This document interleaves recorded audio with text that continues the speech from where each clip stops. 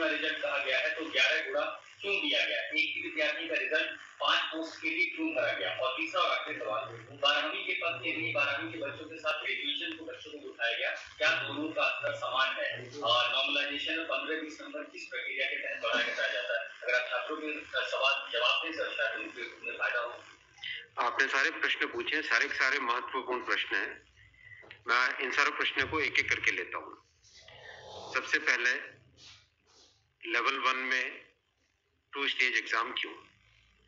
1,25,00,000 के आसपास स्टूडेंट्स ने अप्लाई किया है।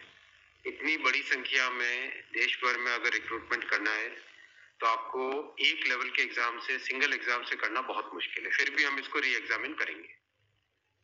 इतनी बड़ी संख्या में 1,25,00,000 कैंडिडेट्स अगर हो तो कैसे उनको एक साथ सेम तरीके से same level of hardness of question की ये सब करना अति डिफिकल्ट। आप सब इस प्रक्रिया से गुजर चुके हो, आप भी समझते होंगे। इसलिए इसके दो, एक प्रीलिम एग्जाम और उसके बाद में एक कंप्यूटर बेस्ड टेस्ट 2 इस तरह से करके किया गया। वो नोटिस में लिखा गया था कि अगर जरूरत पड़ी, अगर परिस्थिति हुई तो उसके 2 लेवल किए जाएंगे। पहला ये। दूसरा आपका प्रश्न कि 10+2 में ग्रेजुएट्स को कैसे अलाउ करें। देखिए, किसी भी एग्जाम में मिनिमम क्वालिफिकेशन का स्टैंडर्ड होता है, मैक्सिमम क्वालिफिकेशन का नहीं होता है कभी भी। ये कानूनन कॉन्स्टिट्यूशनल व्यवस्था में हम लोग काम कर रहे हैं। कॉन्स्टिट्यूशनल व्यवस्था के हिसाब से हम मिनिमम प्रिस्क्राइब कर सकते हैं, मैक्सिमम प्रिस्क्राइब नहीं कर सकते। तो 10+2 के लिए जो क्वालिफिकेशन वाला स्केल है उसमें अगर ग्रेजुएट बैठे तो उसको रोकने का हमें कोई अधिकार नहीं है, किसी को कोई अधिकार नहीं है। अगर कोई नया इसके बारे में कोई नया न्यायपालिका की तरफ से कोई चीज आती तो अलग बात है, लेकिन हमारे पास कोई अधिकार नहीं है इसका। दूसरा विषय था ये। तीसरा विषय आपने रखा समय का। देखिए, शुरू में इसके लिए जो इस एग्जाम को कंडक्ट करने के लिए एप्लीकेशंस आई, दोनों के दोनों एग्जाम्स में 1 करोड़ से ज्यादा एप्लीकेशंस आई। 1 करोड़ से एप्लीकेशन ज्यादा आई तो जो एग्जामिनेशन कंडक्ट करने के लिए एजेंसी हमको हायर करनी थी, उसको हायर करने में टाइम लगा, 6 महीने से ज्यादा लगा।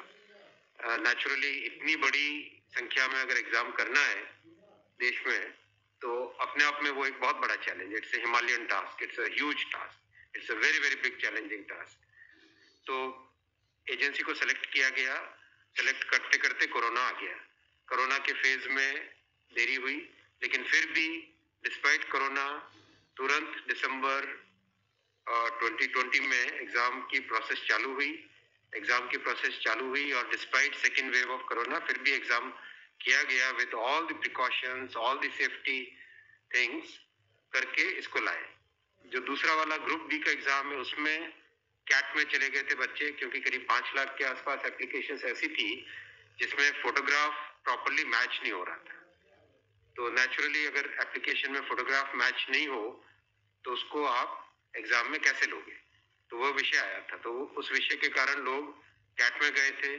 एडमिनिस्ट्रेटिव ट्रिब्यूनल ने जैसे ही उसका समाधान किया, फैसला किया, उसके फैसले के तुरंत बाद में हम लोगों ने एग्जाम के प्रोसेस को आगे किया। कोई उसमें देरी नहीं की। और हमारा, देखिए, हमारी सरकार, प्रधानमंत्री श्री नरेंद्र मोदी जी का इंटेंट हमेशा है कि मैक्सिमाइज करना है रोजगार को। इसीलिए आप देखिए इतनी बड़ी संख्या में, यानी रेलवे में 1,40,000 टोटल, 1,05,000 ग्रुप डी की कैटेगरी में, लेवल 1 की कैटेगरी में, और लेवल 2 से लेवल 6 की कैटेगरी में 35,000 कैंडिडेट्स वैकेंसीज। 1,40,000 की वैकेंसीज लाना कोई छोटी बात नहीं है, बहुत बड़ी बात है। फिर आपका चौथा पॉइंट आप देखिए, ज्यादा से ज्यादा कैंडिडेट्स को फर्स्ट स्टेज से सेकंड स्टेज में जाने का मौका मिले, इसके लिए 2015 तक हमेशा प्रिलिमिनरी एग्जाम जो होता था, फर्स्ट स्टेज होता था, उससे 10 गुना लिए जाते थे, केवल 10 गुना लिए जाते थे। 2015 के बाद में पहले ही संख्या बढ़ा के 15 गुना कर दी गई, जिससे कि ज्यादा से ज्यादा कैंडिडेट्स को मेन एग्जाम के लिए जाने का मौका मिले। और 2019 में इस संख्या को 20 गुना किया गया ताकि ज्यादा से ज्यादा लोगों को अवसर मिले, ज्यादा से ज्यादा लोग, क्योंकि फर्स्ट स्टेज जो प्रिलिमिनरी एग्जाम इतना बड़ा नंबर है कि उस नंबर में हो सकता है कुछ बाय चांस उस दिन तबीयत ठीक नहीं हो, कोई दूसरा कारण हो, समय पे पहुंच नहीं पाए, कोई भी कारण से मिस कर गया, तो मैक्सिमम लोगों को हमें चांस देने का इंटेंट है। इसी इंटेंट के कारण 20 गुना किया गया। जो 10 गुना था 2015 से पहले, उसको 20 गुना किया गया 2019 में। तो ये प्रो स्टूडेंट्स, प्रो कैंडिडेट्स वाली अप्रोच है हमारी, और हमारी इंटेंट एकदम नेक नियति से काम कर रहे हैं, सच्चाई से काम कर रहे हैं। देखिए, कोई भी कहीं भी एक भी जगह से कहीं कोई पेपर लीक होने की बात नहीं है, कहीं पे कोई एग्जाम के मैनिपुलेशन की बात नहीं है। जो आज सिर्फ मुद्दा है, मुद्दा सिर्फ इतना है कि शॉर्टलिस्ट कैंडिडेट्स कितने किए जाए, यही मुद्दा है। इस मुद्दे को सॉल्व करेंगे, इसको भी हम बहुत सेंसिटिवली सॉल्व करेंगे। हमारे लिए छात्र हमारे साथी हैं, हमारे भाई हैं, हमारी बहनें जो एग्जाम दे रहे हैं, तो हमारे लिए बहुत इंपॉर्टेंट है, हम इसको बहुत सेंसिटिवली हैंडल करेंगे। तस्वीर और दिखाई पड़ी बच्चों पर लाठीचार्ज कल रात को आपने देखा, अगर तस्वीरें दिखाई हो हॉस्टल में मैं आपको इतना बताना चाहूंगा कि जो लोग किसी भी अपनी खुद की संपत्ति को अगर जलाते हैं, खुद की संपत्ति पे अगर अटैक करते हैं, उसको डिस्ट्रॉय करने की कोशिश करते हैं, तो उसमें जो प्रक्रिया पुलिस की होती है वो होनी, अगर हुई है, मेरी बात आप इसमें स्पष्ट रखिए कि मैं छात्रों को कह रहा हूं कि आपकी संपत्ति है, आप अपनी संपत्ति को जलाने के लिए क्यों बाहर निकले। और हम आपकी बात को शुरू से सुन रहे हैं। जिस दिन आपने पहले ये पॉइंट रखा, उसी दिन हमने तुरंत इसका, जैसे ही दूसरे दिन ही मेरे नजर में आ गई थी बात ये, और दूसरे दिन मैंने तुरंत सारा ये टेबल मंगवाया कि आप मुझे एग्जैक्ट बताओ हर एक लेवल पे क्या वैकेंसी है, और हर एक लेवल पे एग्जैक्ट, जैसे लेवल 2 पे 5663, उसकी जगह 1,13,000, कितने गुने? 20 गुने। लेवल 3 पे 4,940, उसके अगेंस्ट कितने शॉर्टलिस्टेड? 98,833, 20 गुने। तो जो नोटिस के अंदर प्रक्रिया एग्जैक्टली उसके हिसाब से किया है, हर एक पे level 2, level 3, level 4, level 5, level 6, हर एक पे एग्जैक्टली 20 टाइम्स किया गया है। इश्यू वो नहीं, इश्यू डुप्लीकेट नहीं, इश्यू यूनिक वाली बात आ गई। अब वो मुद्दा उनका है, क्योंकि इसलिए मुद्दा आ रहा है कि जिन लोगों ने तैयारी कर ली है उनको लगता है कि हमें एक बार और चांस मिल जाए, इसीलिए हम इसको बहुत सेंसिटिवली हैंडल करेंगे।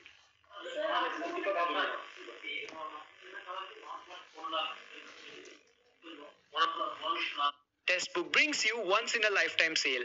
Now prepare for more than 300 government job exams with 60. As of now, how many recruitment has happened?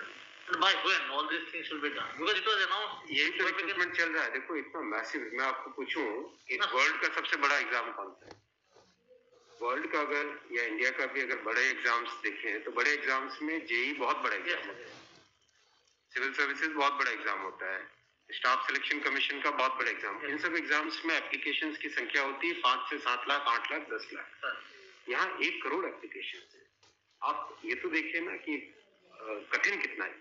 1 crore application, 1.25 crore application, 1 crore 25 lakh, 1 crore 35 lakh, उसमें समय लगता है। But this is something government was aware in a country where there is so much of unemployment, and there will be vacancy like this.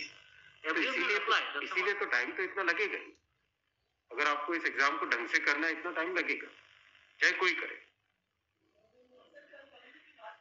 और उसके बाद भी आज देखा कि गया से आगजनी की तस्वीरें आ रही हैं। क्या ये कन्वे नहीं हो पा रहा है? कहाँ पर ये लैक ऑफ कम्युनिकेशन आपको लग रहा है, या मैटर पॉलिटिसाइज हो चुका है? नहीं, कुछ लोग इसका गलत फायदा उठा रहे हैं, और मैं उनसे भी निवेदन करूंगा कि छात्रों को भ्रमित न करें, कोई गलत इसका उपयोग न करें। ये छात्रों का मामला है, ये देश का मामला है, इसको हमें सेंसिटिवली हैंडल करना चाहिए, और इसमें हर तरीके से संवेदनशीलता के साथ इस मामले को लेना चाहिए। सर, कुछ छात्रों के ऊपर एफआईआर भी दर्ज की है, कुछ पुलिस की स्टडी में भी अभी के समय में ऐसी खबरें आ रही हैं। आप खबरों की जांच करिए। देखो, जो पुलिस की प्रक्रिया है वो अलग चीज है। मैं अभी मुद्दा है, जो उस मुद्दे को कैसे सॉल्व करें उस पर सोचना चाहिए, हमें फॉरवर्ड लुकिंग होना पड़ेगा।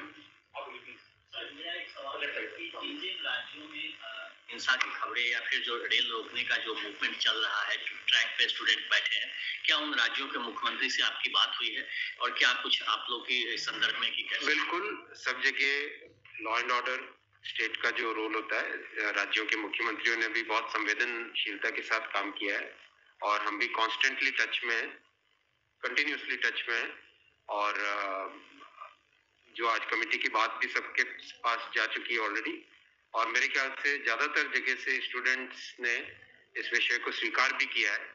और मैं अभी भी रिक्वेस्ट करूंगा एक बार फिर सारे स्टूडेंट बंधुओं को, छात्रों को, कैंडिडेट्स को कि आप प्लीज अपनी ग्रीवेंसेस को, अपने पॉइंट को, अपने कंसर्न को, अपने विषय को, अपने मुद्दे को फॉर्मली रखिए। हम इसको एकदम संवेदनशीलता के साथ टैकल करेंगे।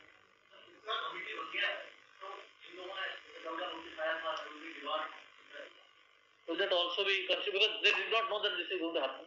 नहीं, देखो, कमेटी एक बहुत ही सीनियर ऑफिसर्स की है और ये कमेटी हर चीज को, जितने भी मुद्दे इसमें आएंगे, हर एक मुद्दे को जल्दी से जल्दी, इसमें कमेटी का टाइम लिमिट भी दिया। कितना टाइम दिया हमने? टाइम लिमिट 4 मार्च तक। जो कमेटी की रिपोर्ट आने का क्या मतलब, जल्दी से जल्दी हमारा एम है कि इस मुद्दे को बिल्कुल भी डिले न करके जल्दी से जल्दी सॉल्व करें। 16/2 तक सारे के सारे कैंडिडेट्स अपने कंसर्न सबमिट कर सकते हैं। 3 वीक्स टाइम दिया। I think that's a reasonable time. इससे ज्यादा टाइम देने की जरूरत नहीं है। और कमेटी अपना सारे कंसर्न्स को एग्जामिन करके रिकमेंडेशंस देने का टाइम 4 मार्च दिया गया। तो कोशिश करेंगे उससे पहले अगर हो जाए, 4 मार्च से भी पहले अगर हो जाए। डिपेंड करेगा कि कितने रिप्रेजेंटेशंस आते हैं। और मोटे मोटे मुद्दे तो अभी आ चुके हैं पब्लिक में सबके, इसलिए मुझे नहीं लगता है कि इसमें बहुत ज्यादा टाइम लगेगा।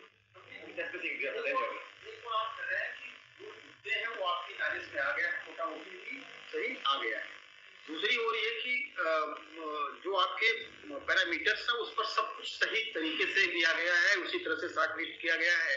फिर इसमें प्रॉब्लम, फिर उसमें कमेटी आपको रिपोर्ट क्या करेगी और करेंगे क्या? इसका मतलब अगर चेंज करते हैं कुछ तो दूसरे एक बड़ा पक्ष और भी तो विरोध करेगा। हाँ, ये इसीलिए तो मैं आपको देखो बताऊं ना, एग्जैक्ट किसी भी लेवल पे नोटिस में जो लिखा था कि 20 गुना कैंडिडेट लेंगे, अगर आपके सामने टेबल रखा हुआ है, 5,663 की जगह 1,13,000 यानी 20 गुना। 4,940 के लेवल 3 में 98,833 20 गुना। 161 के अगेंस्ट 3223 20 गुना। 17,393 347 3,47,676 20 गुना। 7,124 वैकेंसीज के अगेंस्ट 1,42,413 20 गुना। एग्जैक्ट 20 गुना है हर एक लेवल का। अब स्टूडेंट्स क्या कह रहे हैं कि जिन कैंडिडेट्स ने एक से ज्यादा लेवल में क्वालिफाई कर दिया है, राइट जी, उसके कारण सपोज मान लीजिए लेवल 3 में जो लेवल 5 का कैंडिडेट है वो भी क्वालिफाई हो गया है जी, तो वो लेवल 3 में कोई एक कैंडिडेट को जो क्वालिफाई नहीं हुआ है, उसे लगता है कि अगर उसको यूनिक के हिसाब से काउंट करते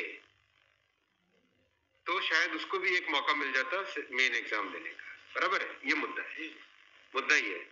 अब जो नोटिस इनवाइटिंग एग्जाम है, एग्जाम का जो नोटिफिकेशन होता है उसकी एक सैंक्टिटी है, वो कोर्ट का मैटर है, वो लीगल मैटर हो जाता है। एग्जैक्टली उसके हिसाब से किया गया एग्जाम का, एग्जाम को उसी हिसाब से कंडक्ट किया गया, उसी हिसाब से शॉर्टलिस्टिंग की गई। अब जब ये मुद्दा आया है तो इस मुद्दे को सॉल्व करने के लिए कोई ना कोई तो तरीका निकालना पड़ेगा, राइट? तो आपका जो प्रश्न है, आपका प्रश्न वैलिड है कि क्यों ऐसा। आपके सामने डेटा सामने रखे हुए हैं, डेटा आप सबके सामने है, बिल्कुल एग्जैक्ट डेटा है कोई, और ये डेटा हमने पहले दिन ही दे दिया था। जो टर्म कंडीशंस ऑलरेडी जब पब्लिसाइज किया जाता है, कोई पोस्ट होती है तो उसके लिए टर्म कंडीशंस ऑलरेडी पहले से घोषित होता है, उसके आधार पर ही ये सब कुछ किया गया होगा। हाँ बिल्कुल। फिर एक कमेटी या आपको कुछ रास्ता आप नहीं दिख रहा है क्या? ये जो कमेटी रिपोर्ट देगी क्या उसके अगेंस्ट देगी जो आपके टर्म कंडीशंस पहले वाले थे? बात वही है ना कि आपकी बात, फिर लोग कोर्ट जाएंगे। हाँ, बात वही होगा जो नहीं, अपने को तरीका ऐसा सॉल्व करना पड़ेगा, कोई तो ऐसा तरीका निकालना पड़ेगा जिससे कि जो लोग शॉर्टलिस्ट हुए हैं उनका भी करियर इफेक्ट ना हो, उनके प्रोस्पेक्ट्स भी कमजोर ना हो, और जो लोगों की ग्रीवेंस है उस ग्रीवेंस को तो एड्रेस करना पड़ेगा ना। छात्रों का मुद्दा है और लोगों ने अगर ग्रीवेंस रेज की है तो हमारी ड्यूटी है कि उसको हमें एड्रेस तो करना पड़ेगा ना। लेकिन आप देख रहे हैं आपके सामने ये टेबल है, एग्जैक्ट हर एक लेवल पे 20 टाइम्स है एग्जैक्ट। ये आप टेबल आप सब लोग देख लीजिए। और ये हमने जैसे ही शॉर्टलिस्टिंग हुई, कुछ लोगों ने मुद्दा उठाया, तुरंत आरआरबीज ने, मैंने आरआरबीज को क्लियर बोला था कि ये एग्जाम हमारी तरफ से एकदम ट्रांसपेरेंटली होना चाहिए और हर जगह एग्जैक्ट ये सब नंबर्स रखे गए।